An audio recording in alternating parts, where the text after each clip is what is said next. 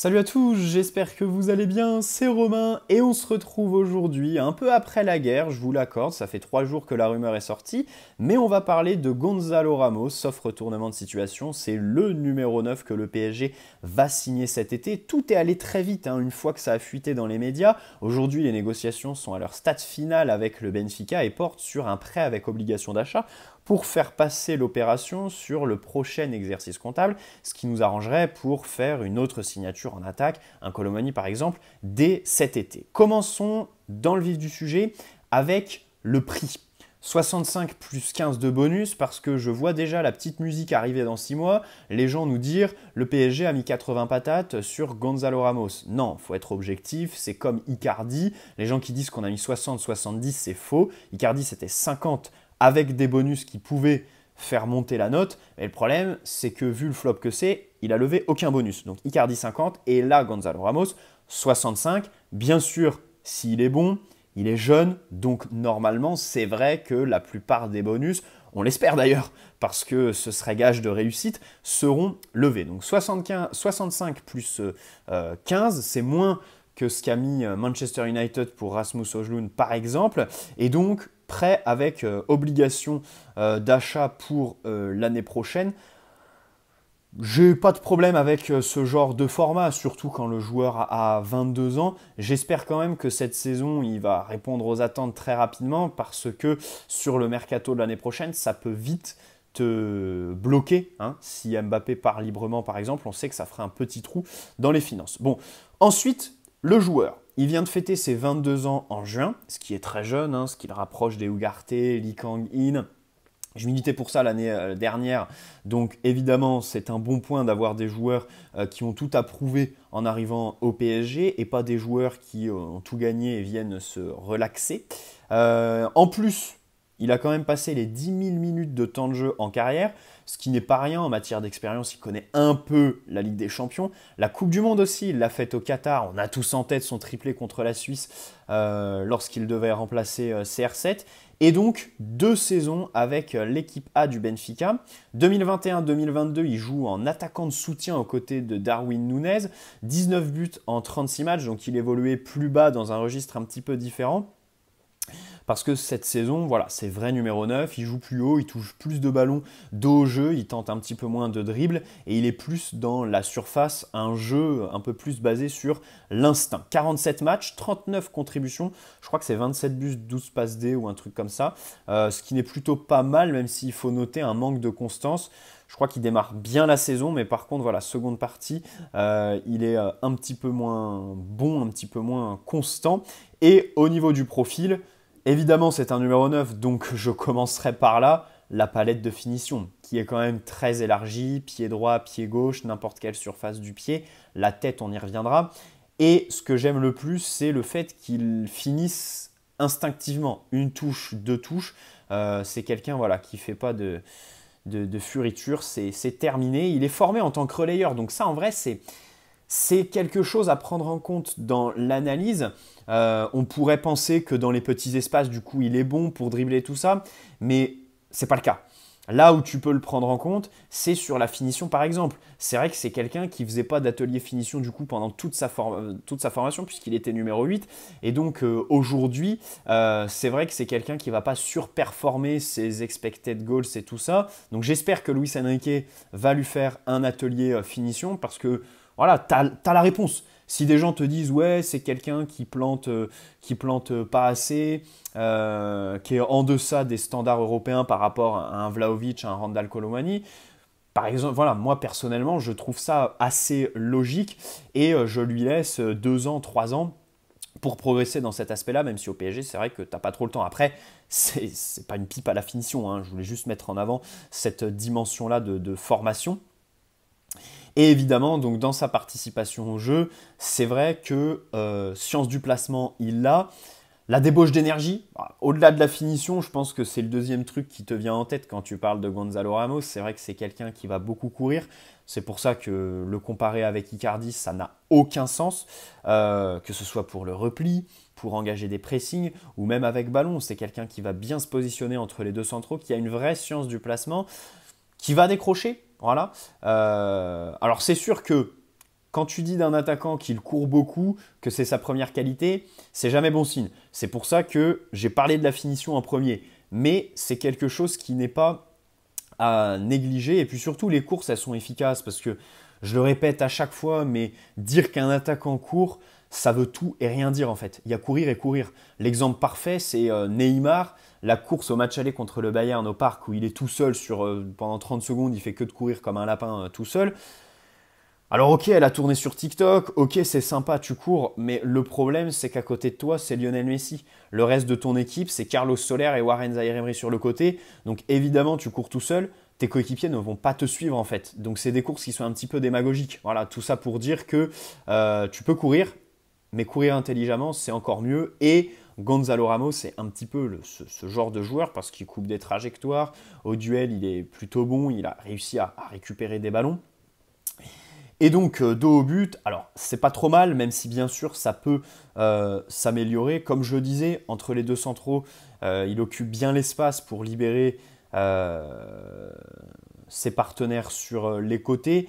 Quand il a le ballon, il utilise bien le haut de son corps. Voilà, c'est quelqu'un qui physiquement ne devrait pas avoir de problème pour s'imposer en Ligue 1, pour conserver pareil. Alors, il ne va pas dribbler. Il le faisait plus sur sa première saison, mais encore une fois, c'est logique. Il jouait en attaquant de soutien, donc plus bas, plus de situations face au jeu où tu dois éliminer, tenter.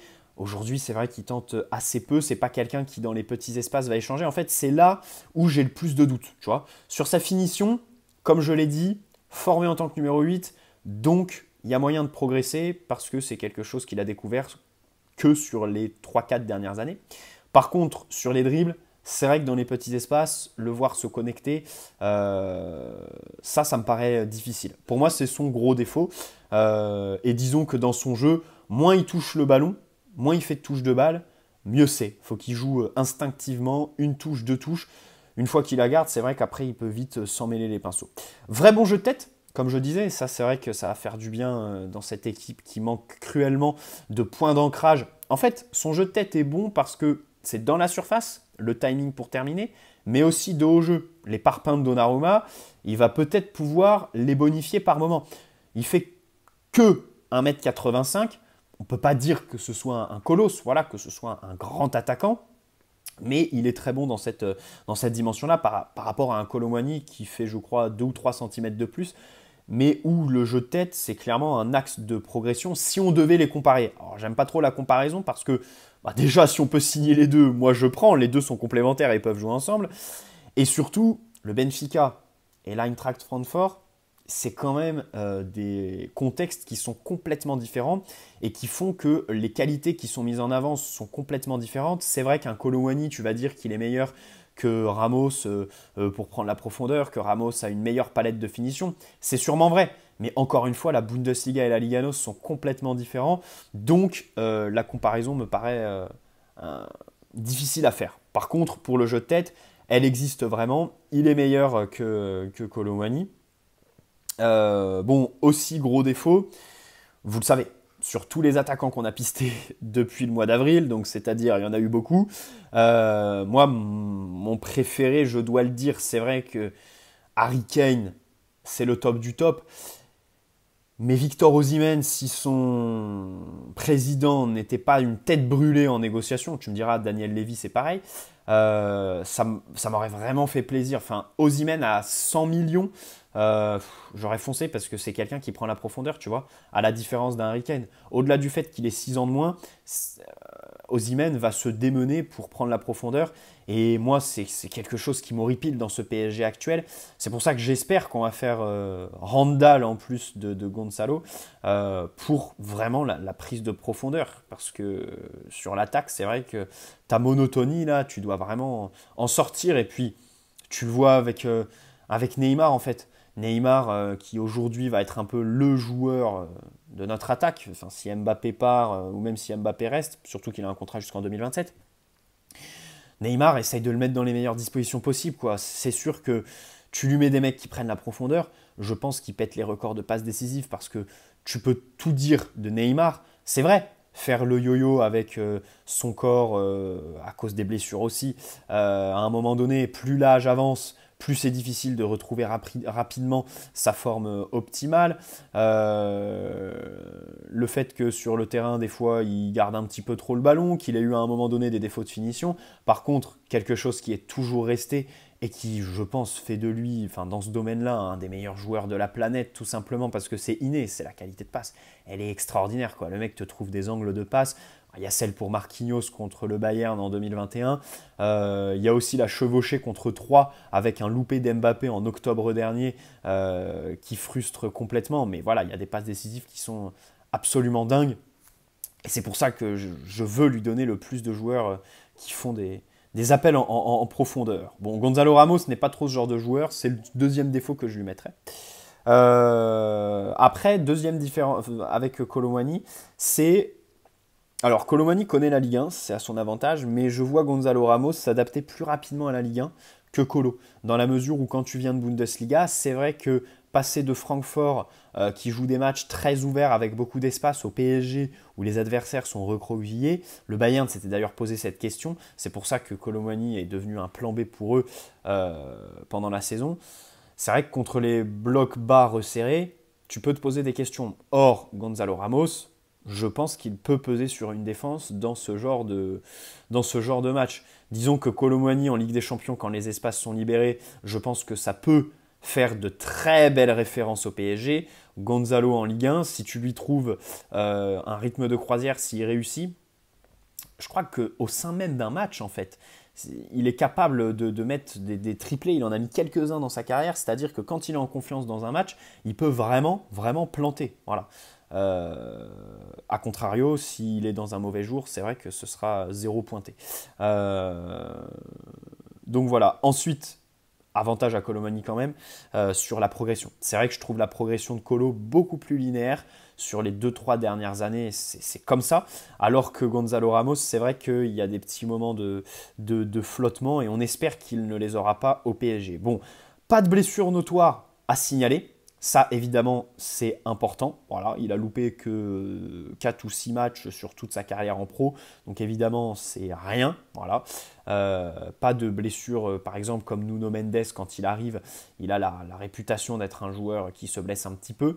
Là, pas du tout. Donc, on espère que le PSG ne va pas briser la malédiction. Mais bon, j'ai confiance en Rafa Paul s'il reste, notre préparateur physique excellent. Voilà. Et puis c'est vrai que dans le passé, n'oublions pas que Sergio Ramos, on l'a remis sur pattes, hein, une année sabbatique. Et puis cette année, c'est vrai que Ramos, il était reparti. Je crois que c'est un des plus gros accomplissements du staff de Galtier.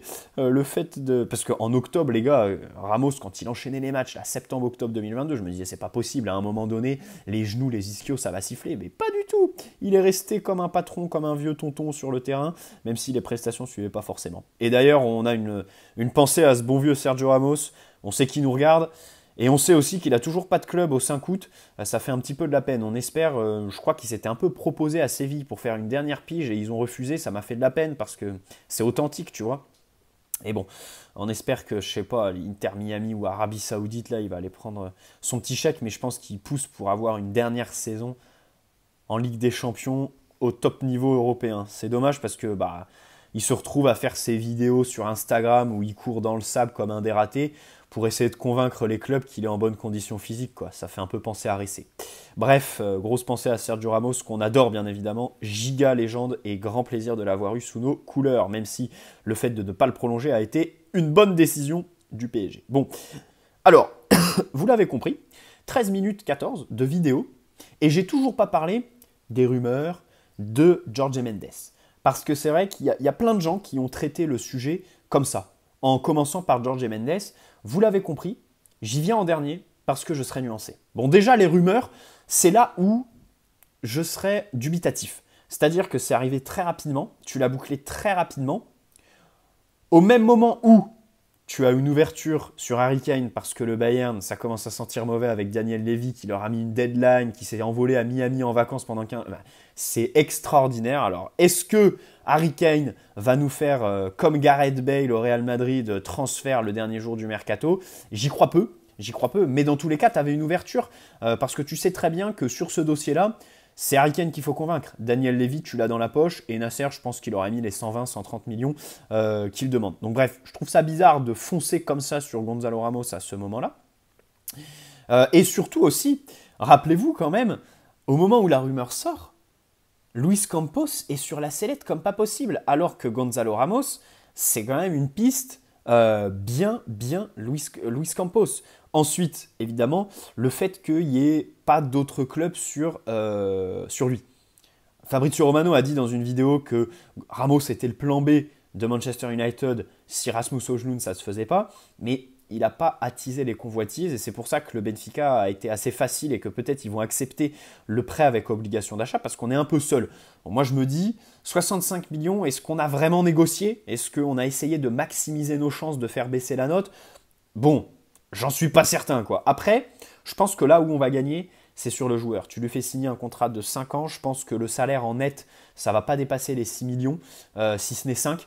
Ça peut être une bonne nouvelle. Après, il y a aussi autre chose. Bernardo Silva. Bernardo Silva qui devait être notre gros transfert de l'été. Au final, sauf retournement de situation, il ne se fera pas. Et c'est là où j'ai vu une petite corrélation. Hein. Si on veut être tatillon, en fait, c'est là où ça a du sens. Imaginons Jorge Mendes et Campos se dire le gros transfert de l'été, ça va être Bernardo. Au final, Bernardo, c'est très compliqué. Tu essayes de mettre des joueurs. Enfin, Verratti, Donnarumma, peut-être il y aurait eu une ouverture si tu mets Hakimi parce qu'il y a eu des rumeurs que Pep Guardiola le voulait, mais visiblement, tu n'es pas très disposé à dégager Hakimi. Et puis surtout, ça n'aurait pas eu trop de sens parce que Hakimi, s'il y a bien un joueur pour le remplacer à Manchester City, c'est Joao Cancelo. Mais donc, voir le PSG faire ce genre de gros transfert une fois que celui de Bernardo Silva est un peu compromis, c'est là où ça a du sens parce qu'on sait très bien que les agents, Jorge Mendes, tu peux tout dire. C'est vrai qu'il a une influence monstre et on y reviendra. Mais sur les transferts libres comme Marco Asensio, c'est pas là où il se fait le plus de commissions.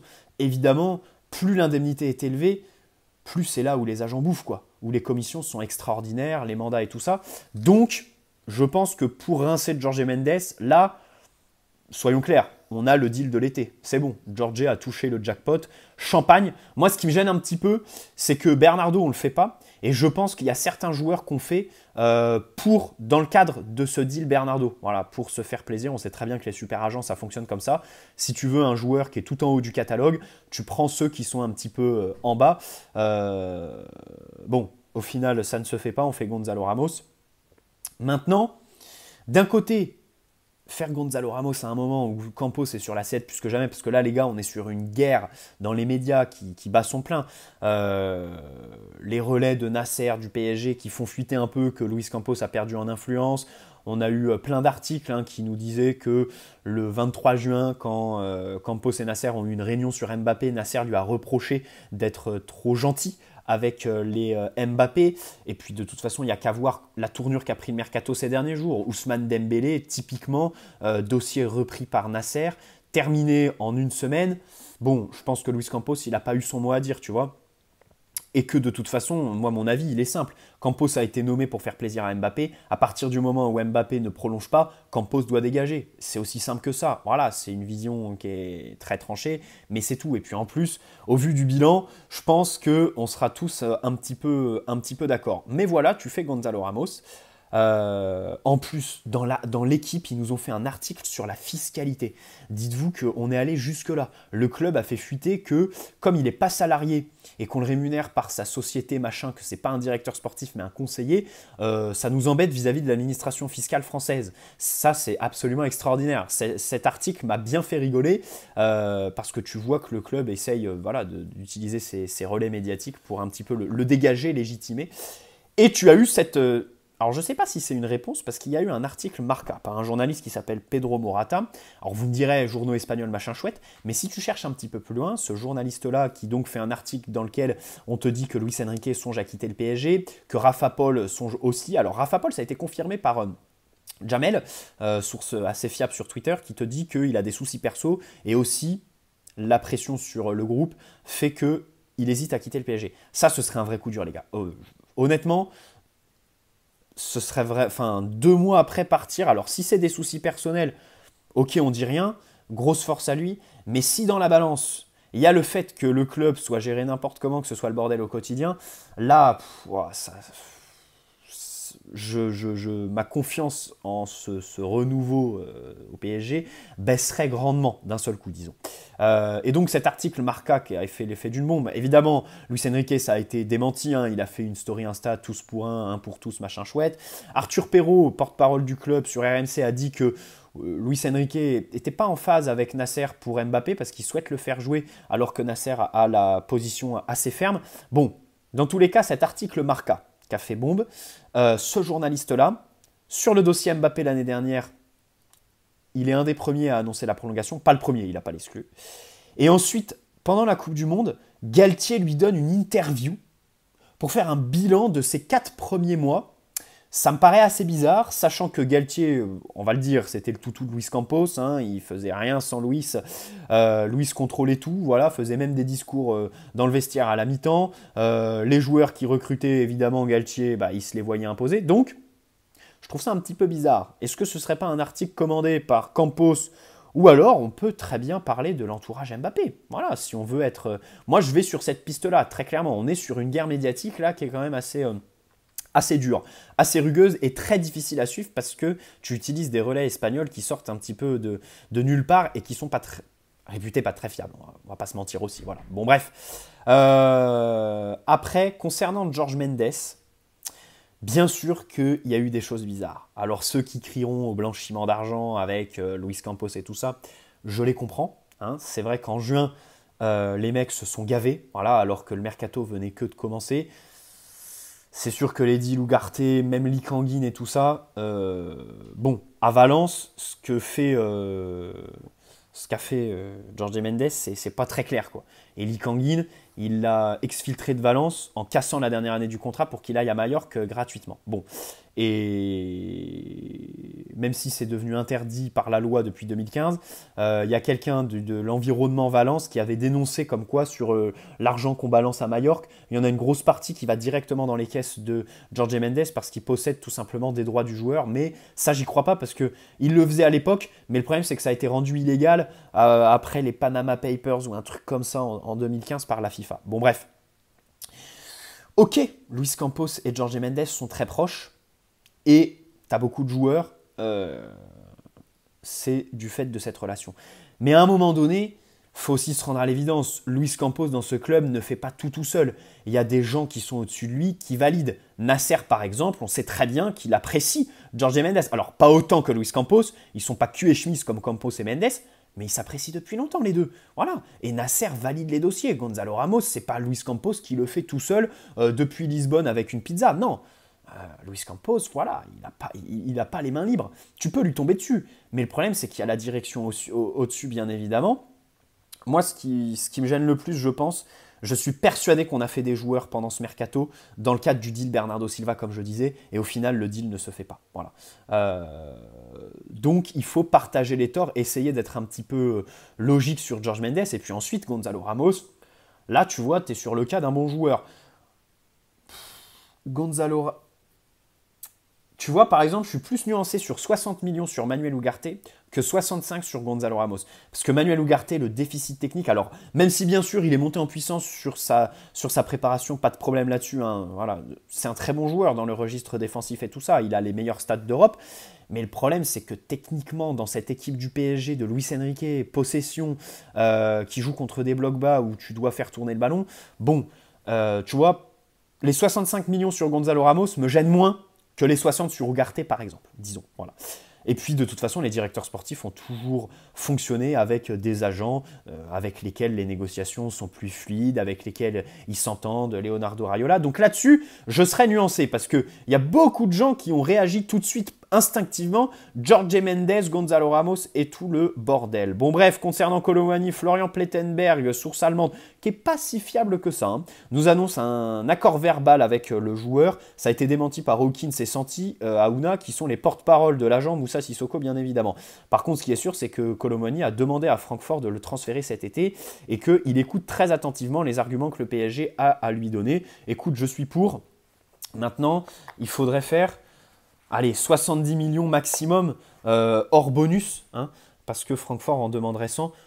c'est de la folie. Si on est seul sur le dossier, le problème c'est que là, les gars, aujourd'hui, il y a une semaine, on pouvait rêver d'une ouverture sur Harry Kane, essayer de la saisir pour le signer. Là, aujourd'hui, je pense qu'il faut penser l'inverse, en fait.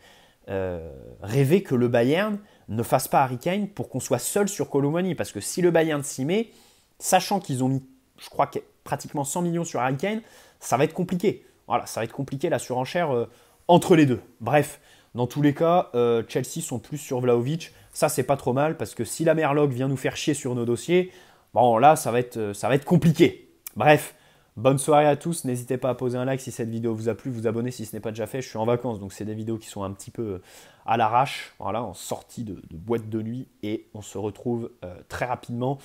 Cette semaine, pareil, cette semaine, je dors pas chez moi, ça m'embête. Il y a des travaux, donc je sais pas trop s'il y aura beaucoup de vidéos, disons, tous les jours, quoi. Je vais essayer d'en faire le plus possible, les gars, mais on se tient au jus. C'est dommage parce que c'est la période la plus dense au sein du club. Mais je pense vous avoir servi concernant Gonzalo Ramos. Moi, je suis plutôt content. Voilà. En septembre, on classera un petit peu les recrues qui me hype le plus, sur lesquelles j'ai le plus d'espoir et qui me dérangent le moins par rapport au montant des transferts. Bah, Gonzalo Ramos, ouais, non, je pense qu'il sera plutôt bien classé. Pas le premier, mais plutôt pas mal. Allez, ciao les amis, prenez soin de vous. Et on espère Kolo Muani en plus, parce que vraiment, Dembélé, Gonzalo Ramos, Kolo Muani, là, ce serait quand même, il faut le dire, un très bon mercato avec de très jeunes joueurs. Alors peut-être que ça ne te pèse pas les 40-50 buts de Kylian Mbappé, mais au moins, c'est des mecs qui courent à la perte de balles, quoi, qui se démènent, qui font du pressing, et l'équipe ressemblera à une équipe de foot. Voilà. Et au moins, si tu recrutes massivement des titulaires, Marco Asensio sera remplaçant, et évidemment, je milite pour ça. Bref, bonne soirée les gars, ciao, ciao, et prenez soin de vous.